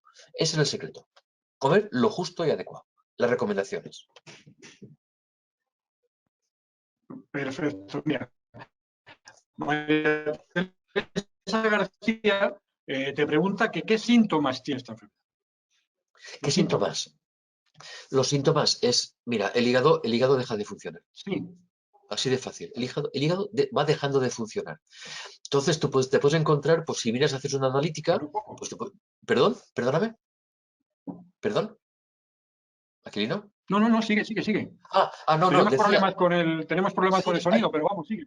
sí, no, decía que, por ejemplo, pues puedes empezar a ver que tus marcadores bioquímicos de los enzimas hepáticos se te alteran. Empiezas a tener las transaminasas, la gamma GT disparadas. Puedes tener una bilirrubina si fuera el caso. No suele pasar, pero bueno, puede pasar. Los triglicéridos están alterados. Sobre todo lo que es función hepática está alterada. Esa es la función, eso es lo que ocurre, que detoxificas menos. Bueno, no digo que te pones amarillo canario, pero casi, pero en fin, esas cosas, es degeneración hepática. ¿Qué hay más? Bien, perfecto. Eh, otra pregunta más, si se me oye, que Sí, ahora visto sí. el efecto que tiene la proteína animal sobre la génesis de la enfermedad de hígado graso no alcohólico, ¿cuál sería el mensaje a dirigir a la población sobre su consumo en el marco de una dieta saludable? Sí, mira, esa es de libro, es de doctrina. El mensaje que hay que hacer. La pregunta es, ¿se puede comer carnes rojas? Sí. ¿Se puede comer carnes procesadas? Entiendo como carnes procesadas, ojo, aquellas prefiero más las naturalmente procesadas. Un jamón serrano. Es un proceso muy natural. Carnes industriales, evítalas. Es decir, las que utilizan las procesadas que sean cuando más naturales mejor. Y lo que es muy importante, la proporción, la ración. Ajustaos a eso que decíamos, 100 gramos más o menos 2 veces por semana en carne roja, 100 gramos por semana, 50 gramos por semana máximo de carnes procesadas. Vamos a ver, el truco de la mano. Coge tu mano para un bistec y ese es el tamaño de tu bistec. Esa es la carne roja que tienes que tomar. Es difícil, ¿eh? Es difícil. 100 gramos de carne es poco, teniendo en cuenta que tenemos un hábito hiperproteico muy marcado. ¿Eh? Pero vamos, 50 gramos de jamón son 3 lonchas generosas. Quiero decir, eso da para 2 bocatas. Me explico, ¿no? Entonces ya por simple aburrimiento, come algo más que no sean bocata de jamón. Come jamón un día, le pones, pues no sé, unas cebolletas otro día, yo qué sé. Ve cambiando. Esa es la cuestión. Ese es el mensaje. Comer de todo en su justa proporción. Ese es el mensaje. Perfecto. Paula Briones te pregunta si es aconsejable si se mantiene una dieta saludable a la suplementación con omegas. Si se mantiene una dieta saludable a la suplementación con omegas. Sí, Hombre, esto que me lo pregunte Paula Chacariño, que tú eres de Galicia. Que en Galicia el omega 3 os sale por la calle, os llega por el aire. Quiero decir, tenéis unos alimentos tan maravillosos, ricos en omega 3, que no hace falta suplementar, hablando claro. Quiero decir, mi consejo es, pues con una suplementación en omega 3, si tú tienes una dieta rica en pescado, con la dieta nuestra de siempre, pues ya nos llega solo, no hace falta kilos. Si además esa dieta es pobre en eso porque no le gusta, por X razón en la que sea, pues suplementalo, no habrá problema. El omega 3 es beneficioso, sí. Y tiene efecto protector, lo hemos visto, sí. bien.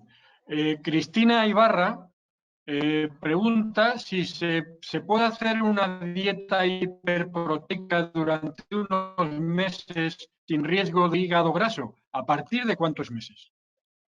Uf, yo te diría, cuanto menos mejor, cuanto menos mejor.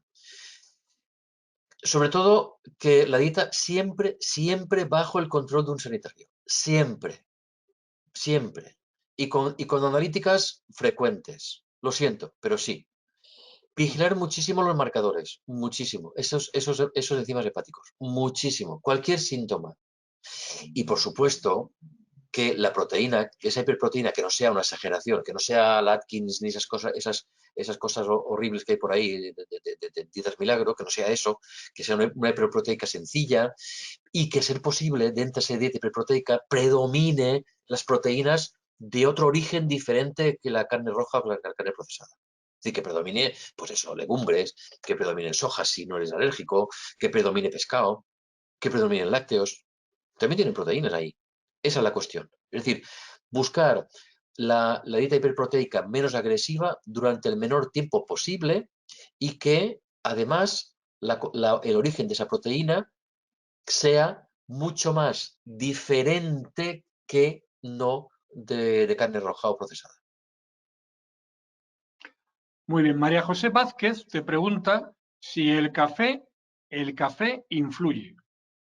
Sí, cuando estamos hablando de café, estamos hablando de una infusión de café, punto.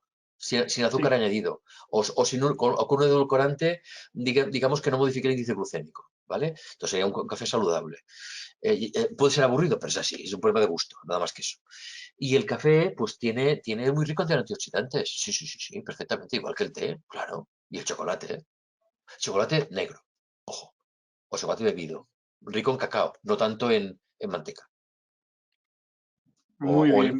evitando el chocolate con leche, por supuesto, evitándolo. ¿Eh? Muy bien.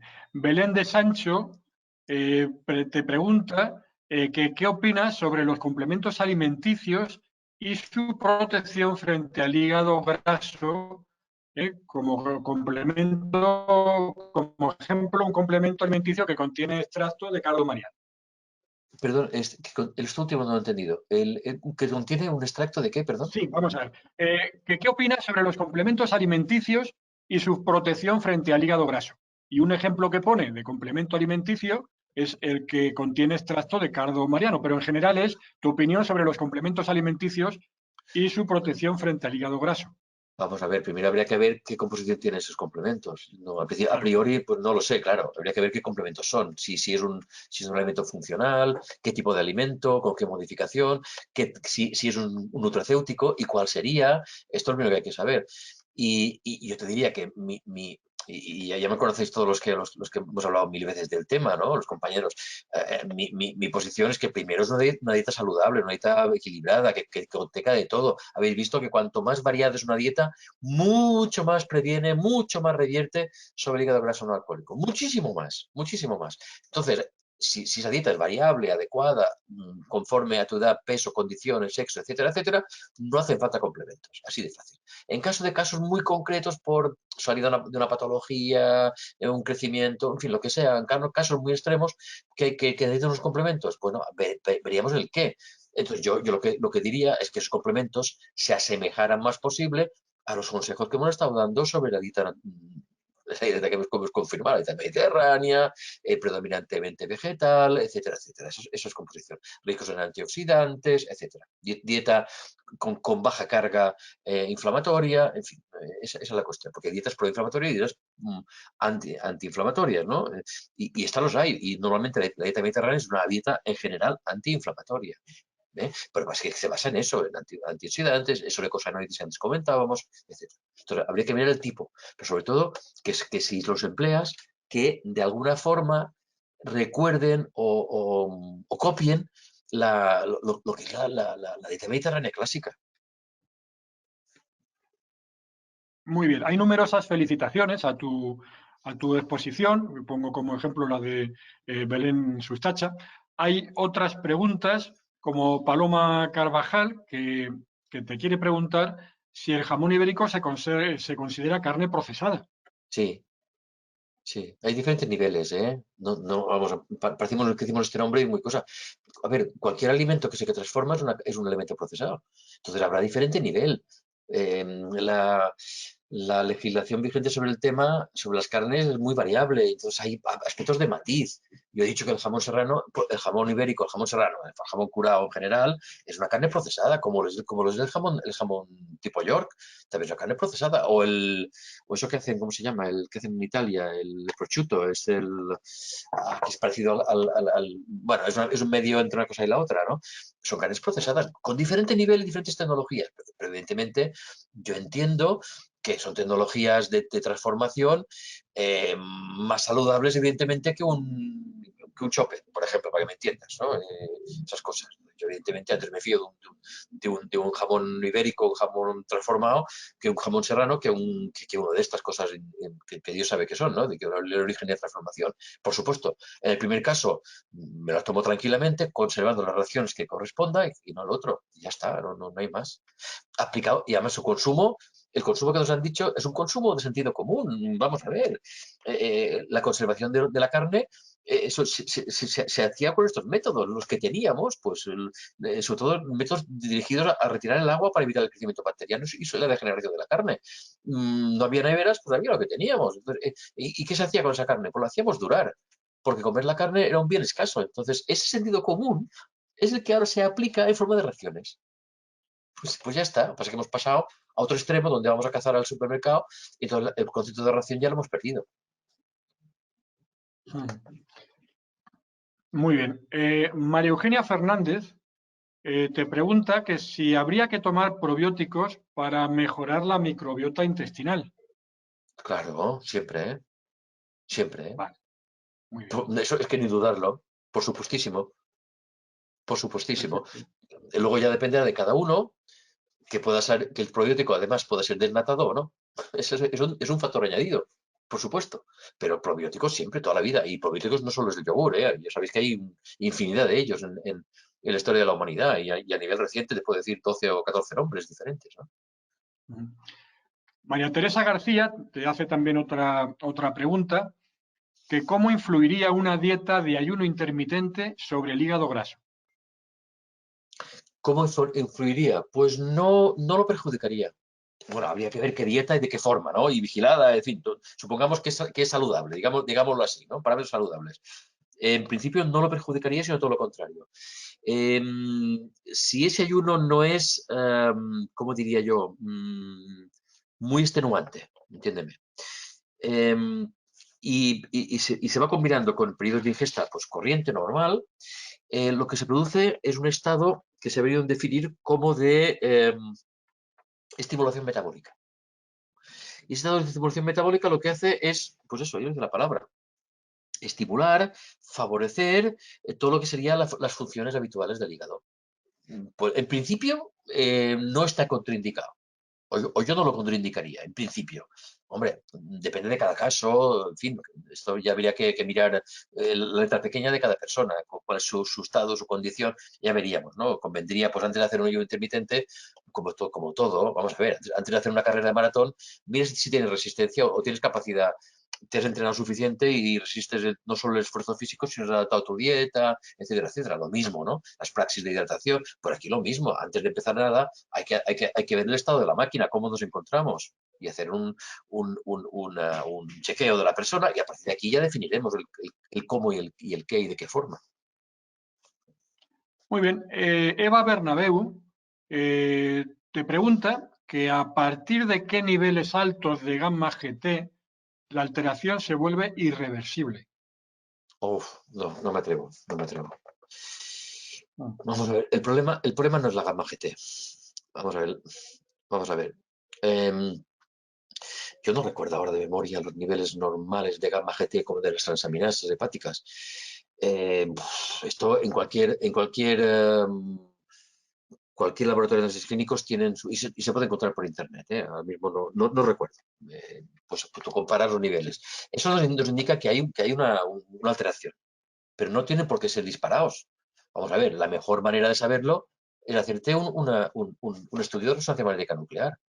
De entrada, se hace una ecografía, que es lo más simple, que esto te lo pueden hacer. Hay ecógrafos portátiles que están hoy en día en todos los centros de atención primaria. Ya vamos que hoy en día, para entrar en un centro de atención primaria, bueno, es más difícil que entrar en Fort Knox, porque con el COVID están todos blindados. Pero ahí se hacen ecografías. La ecografía, si el ecografista tiene habilidades, pues es capaz de ver la posible degeneración hepática del hígado, ¿no? Pero no olvidemos que la ecografía es una técnica subjetiva, más subjetiva que objetiva, porque depende de la habilidad y el entreno la capacidad profesional del quien lo haga, ¿no? En cambio, una resonancia magnética nuclear es más compleja, te la hacen tranquilamente, eso sí, tienes que soportar estar en el tubo, tranquilo, hasta te ponen música, incluso te puedes tomar un barbitúrico en fin, no muy intenso para sedarte y estar tranquilo, oyes el ruidillo, te puede impresionar y tal, pero esa resonancia magnética nuclear te da una imagen perfecta y te dice en cada lóbulo qué porcentaje de grasa tienes en cada uno de ellos. Entonces, eso es lo más simple.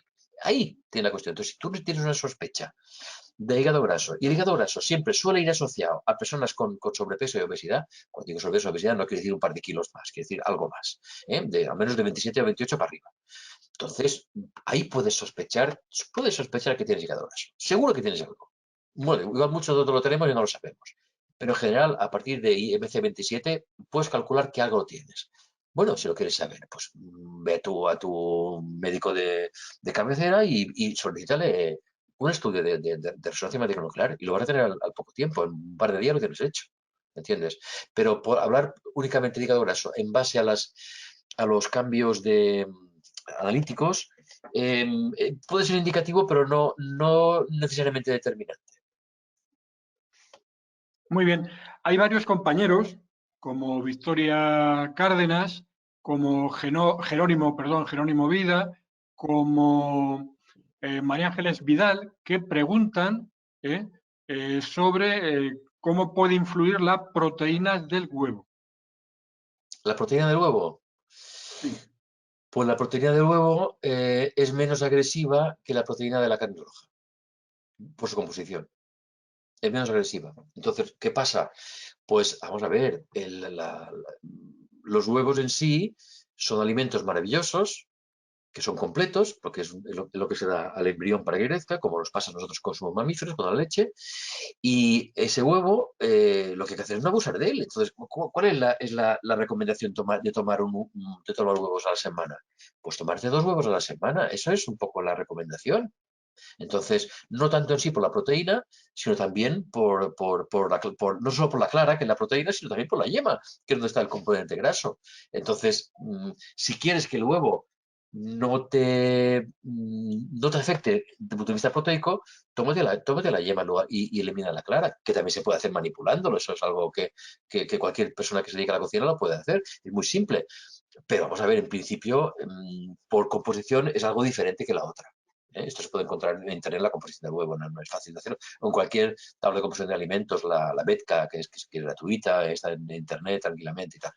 No es tan agresiva como la otra, pero se puede, repito, el huevo no es tanto en sí por la proteína como por el conjunto y por la grasa que contiene, ácidos grasos saturados, colesterol, etcétera, etcétera. Entonces, pues por eso las recomendaciones de cada alimento. Cuando te recomiendan que tomes más o menos de ese alimento con mayor o menor frecuencia y con mayor o menor cantidad, pues eso es únicamente por lo que aporta en sí, tanto en positivo como en negativo. Entonces, de eso surgen las recomendaciones nutricionales.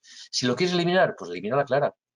Fíjate que hay muchos gimnasios, y eso aquí yo lo sabemos no por gimnasio en sí, sino porque compartimos él y yo manteles, me acuerdo, tú te acuerdas también, Aquilino, con personas que eran, bueno, que practicaban la vigorexia. Y te acuerdas, Aquilino, que las personas que se tomaban 7 y 8 claras al día, solamente cuando no puedes para desayunar, ¿te acuerdas? En fin, eso se puede eliminar. Si quieres restringirlo, lo puedes eliminar. Otra cuestión es el factor gustativo. Eso es otra guerra, gastronómico, que te vas a acostumbrar o no. Es otra historia. Muy bien. María Yolanda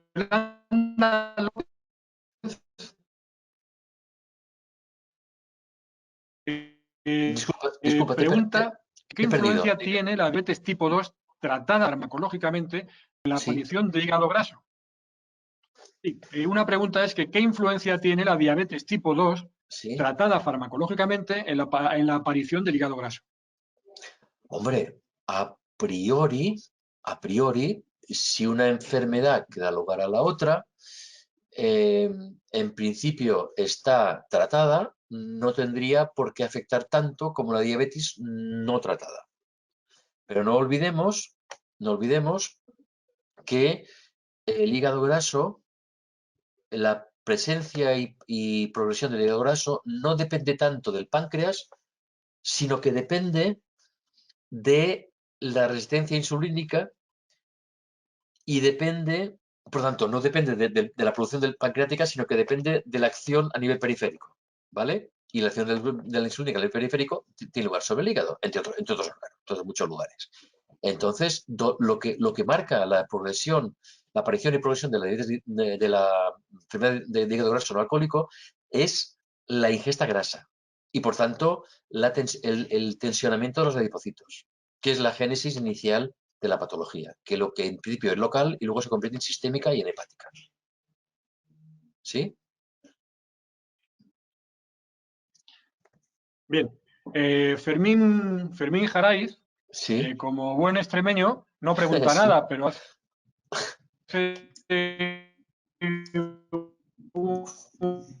un y una loa al jamón ibérico de Extremadura. Ya, ya ¿Cómo no? sabemos. Sería La raro que no pregunta lo es hiciera. de Joaquín Antequera, ¿qué riesgo puede tener un suplemento proteico? Era raro que no apareciera por aquí Fermín. Joaquín Antequera Sí. dice que qué riesgo puede tener un suplemento proteico de origen vegetal añadido a una dieta mediterránea bien llevada.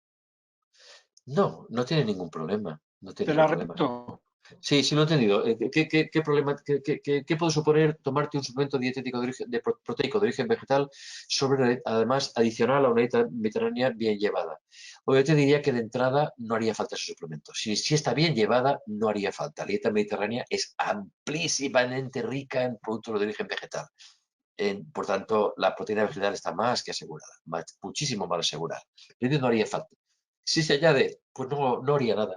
no crearía ningún problema desde el punto de vista de patología, de esta patología, no. Quizás varíe las proporciones con otros aminoácidos, varíe las proporciones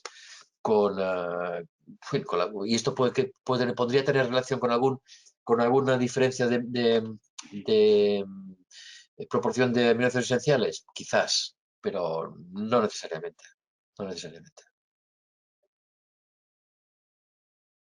Todo depende de las proporciones. Muy bien. Ana Lozano te pregunta que si hay algún síntoma o signo que se manifieste indicando un hígado graso reversible. No.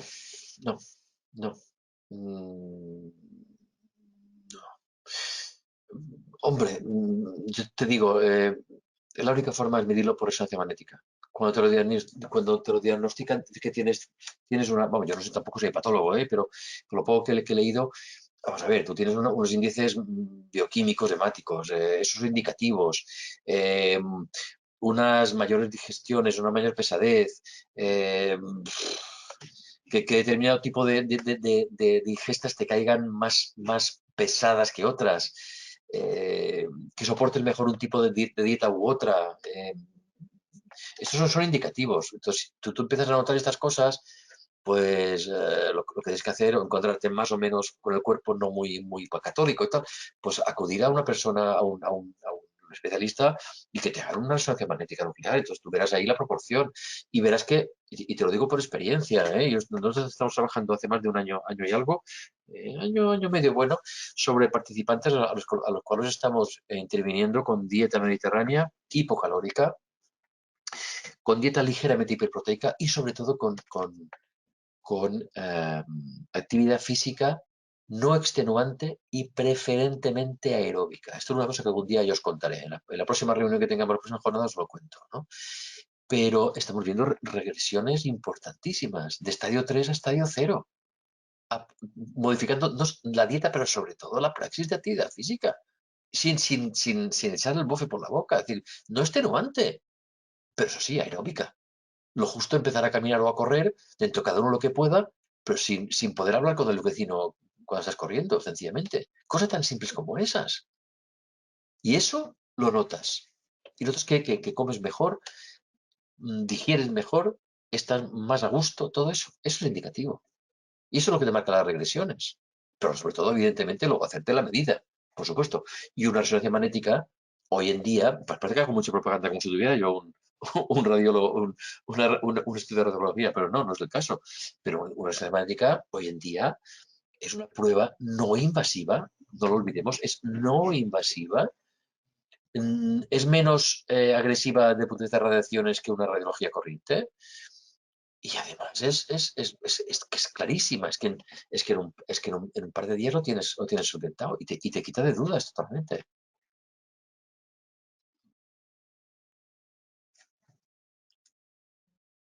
Muy bien. Hay más compañeros que se suman a las felicitaciones, exvocales de alimentación, como Pilar Labat y como Mercedes de la Maza, y otros compañeros más, María Teresa García y Ana Casal. Otra pregunta de Irma Luque. Si se tiene un nivel de hierro elevado en sangre, un nivel de hierro elevado en sangre, como consecuencia hígado graso úrico, hay que tener aún más cuidado a la hora de comer, sobre todo proteína de origen animal y alimentos con elevado contenido en hierro.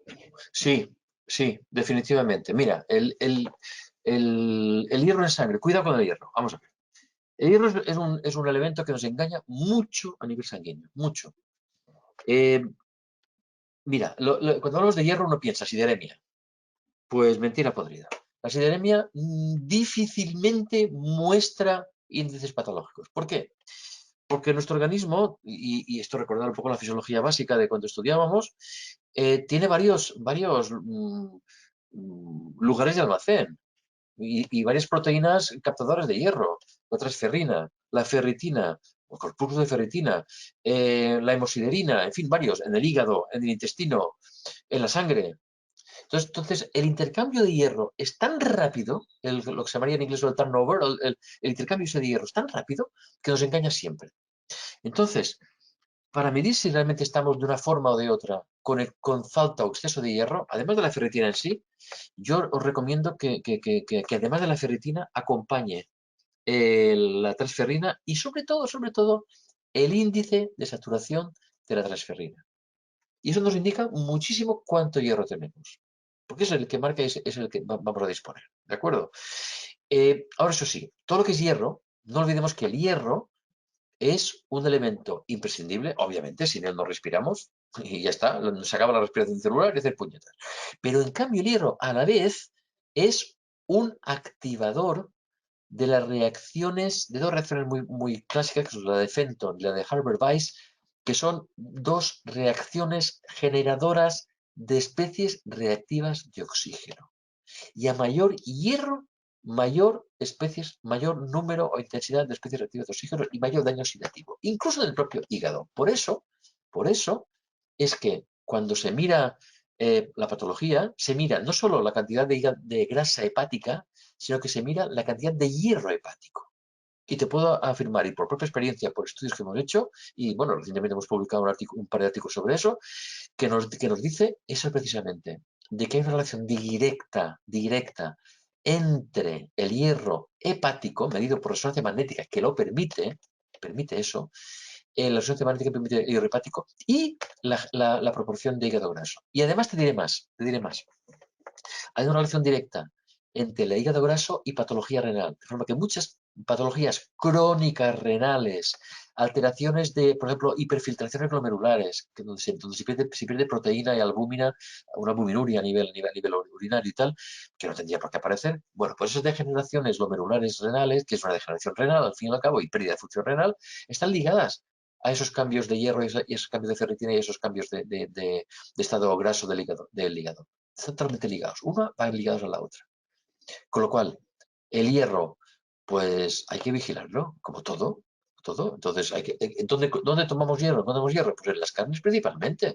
Básicamente también algunos vegetales, pero el hierro hemo, que es altamente disponible, pues están esas carnes rojas. Pues las tomamos para tener ese hierro. Pero claro, de todo un límite. Por eso les decía que cada alimento tiene cosas buenas y cosas menos buenas. Entonces, no es que sean buenos ni malos, todos son muy buenos, pero en su justa proporción, que es lo que define una dieta. Entonces, hay que ir con cuidado. Por eso, suplementar con hierro. Hace muchos años, yo recuerdo en unas sesiones en las que participé en el Comité Permanente de la Nutrición de la Organización de Naciones Unidas, que es un comité que reúne a los expertos de nutrición de diferentes organismos dependientes de Naciones Unidas, UNICEF, FAO, OMS y tal. Yo estuve en varias reuniones en Ginebra y en Roma sobre el tema, pues se hablaba, porque los países en vía de desarrollo, pues claro, lógicamente tienen unos déficits nutricionales muy importantes. Y pues esto llevó pues, a floraciones masivas, llevó por ejemplo, pues a suplementaciones masivas con ácido fólico, pero en cambio el hierro se discutió y se llegó a la conclusión de que no se debía suplementar masivamente con hierro. Por esto que estamos diciendo, porque es un efecto dual, que por debajo de nutrición, insuficiencia, por encima, a la poco que te pases ya es patológico, te provoca cambios patológicos. Por lo tanto, el hierro se tiene que dar en su justa medida de acuerdo a cada persona. Entonces, los alimentos, los necesarios, teniendo en cuenta que cada alimento es rico en determinados nutrientes, pues eso se dan y eso es lo que nos marcan las diferentes raciones, que son las que tomamos. Bien, Jerónimo Vida hace otra pregunta y es sobre si el uso continuado de aminoácidos ramificados entre los deportistas tiene algún riesgo. Bueno, yo es que no soy muy partidario de dar. Un deportista no necesita tomar esas cosas. Un deportista con una dieta saludable, como la mediterránea, no necesita más. No necesita más. Entonces yo, eh, vamos, si puede ser evitarlos. Así te diría. Evitaría riesgos. Yo los evitaría. No puedo decir otra cosa. Cuando se desea perder peso, ¿puede recomendarse una dieta hiperproteica? Y una segunda pregunta más, ¿qué precauciones deberíamos tener al seguir esta dieta hiperproteica? Pues un poco lo que hemos comentado antes. Primero, vigilancia por un sanitario. Segunda, que la dieta hiperproteica veamos qué proporción se le da para que tenga un efecto correcto. Entonces, la respuesta de precaución es cuanto menos hiperproteica sea, mejor. Es decir, a ser posible que no pase del 20%. La dieta habitual, esa dieta hiperproteica puntual, ¿vale? Y dos, que esa proteína, pues preferentemente sea proteína vegetal o de pescado o láctea.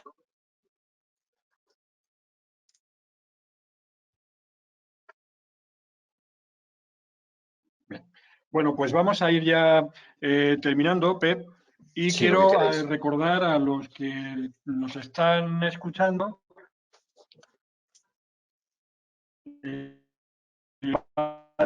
varios asuntos.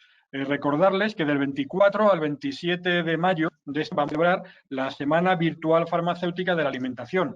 Van a ser 4 tardes, de lunes a jueves, con una mesa redonda cada tarde para desmenuzar la actualidad alimentaria. Y bueno, pues que la asistencia a estas mesas pues van a ser también gratuitas. Quiero también recordar a los que nos escuchan que ha finalizado el primer curso nacional de formación continuada en microbiota, realizado desde la vocalía de alimentación del Consejo con la Sociedad Española de Microbiota, Probióticos y Prebióticos. Como tuvimos 2.000 alumnos inscritos y como hubo gente que se quedó en puertas para poderse inscribir porque no podíamos admitir a más de 2.000, que creo que es una cifra altísima, que este primer curso se va a repetir veces en septiembre para aquellos que no pudieron hacerlo de diciembre el diciembre pasado. Un segundo curso, que va a ser la utilidad de los probióticos en el mantenimiento de la salud, va a tener lugar en marzo y quiero recordaros que está abierta ya la matrícula para inscribirse. Es una inscripción mínima económicamente testimonial que ya está abierta en Portal Pharma para todos aquellos que os queráis inscribir. Quiero también anunciar un próximo webinar para el día 15 de marzo, un tema muy farmacéutico, desde que estamos trabajando mucho desde la vocalía en los últimos tiempos, es el tema de las interacciones alimento-medicamento. Entonces vamos a tener un webinar el 15 de marzo y lo va a dar Carmen del Campo Arroyo, que es la referente en la vía sobre acciones alimento y es la local de Ciudad Real. Bueno, y solo para terminar ya me queda dar las gracias al ponente. No voy a hacer más loas del ponente que no se nos ponga más rojo, pero realmente ha sido una exposición magnífica y la resolución de las preguntas es realmente magnífico también. Así que muchísimas, muchísimas gracias.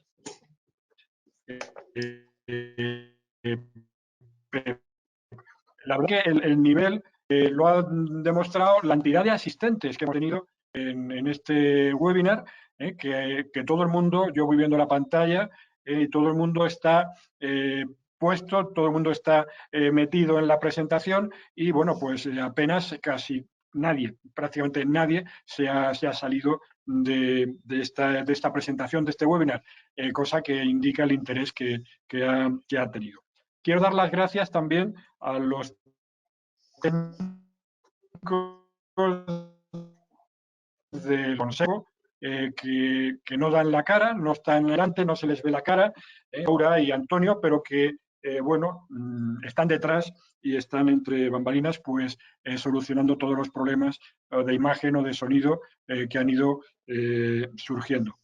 Y quiero, por supuesto, y para terminar, dar las gracias a todos los asistentes a este webinar. Insisto que el número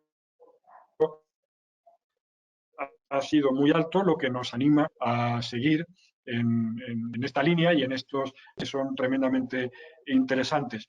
Y la verdad es que me congratula muchísimo, ¿no? que el número de asistentes haya sido tan alto. Sin vosotros, evidentemente, todo esto no tendría sentido. Así que, bueno, pues muchísimas, muchísimas, muchísimas gracias a todos y nos vemos el día 15 en el próximo webinar de interacciones alimento-medicamento. Oye, déjame añadir que muchas gracias y un placer estar con todos los compañeros. Un abrazo a todos.